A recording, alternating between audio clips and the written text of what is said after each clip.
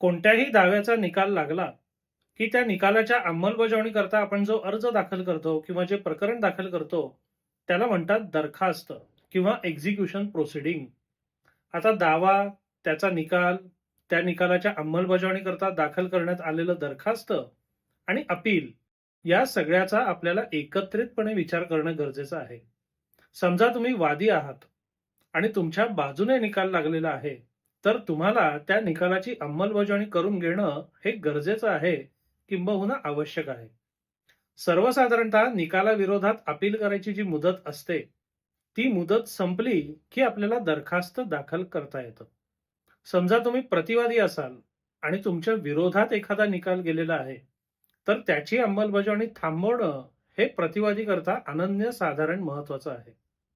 मग वादीने समजा दरखास्त दाखल केली आणि तुम्ही अपील सुद्धा दाखल केलं, तर प्रतिवादीने दाखल केलेल्या अपीलामध्ये सगळ्यात महत्वाचा मुद्दा म्हणजे खालील न्यायालयाच्या आव्हानित आदेशाची अंमलबजावणी थांबवणे, त्याच्या विरुद्ध तूर्तातूर्त मनाई हुकूम, तात्पुरता स्टे घेणं.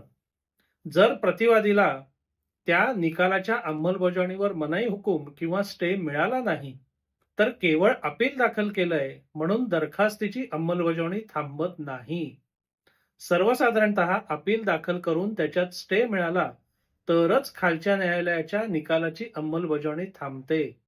अन्यथा वादी त्याच्या दरखास्तीचं प्रकरण त्या मार्गाने पुढे नेऊ शकतो आणि जर अपीलात स्टे मिळायच्या आधी किंवा अपीलाचा अंतिम निकाल येण्या अगोदर दरखास्तीचं कामकाज पूर्ण झालं, तर आता निकालाची अंमलबजावणीच झाल्यामुळे त्याच्या विरोधात करण्यात आलेलं अपील हे काहीसं निरर्थक ठरतं. त्यामुळे दाव्याचा निकाल, निकालाची दरखास्त आणि त्याचा अपील या सगळ्या एकमेकात गुंतलेल्या आणि एकत्रित गोष्टी आहेत आणि म्हणूनच त्याचा आपण एकत्रितपणे विचार करणं हे अत्यंत गरजेचं आहे.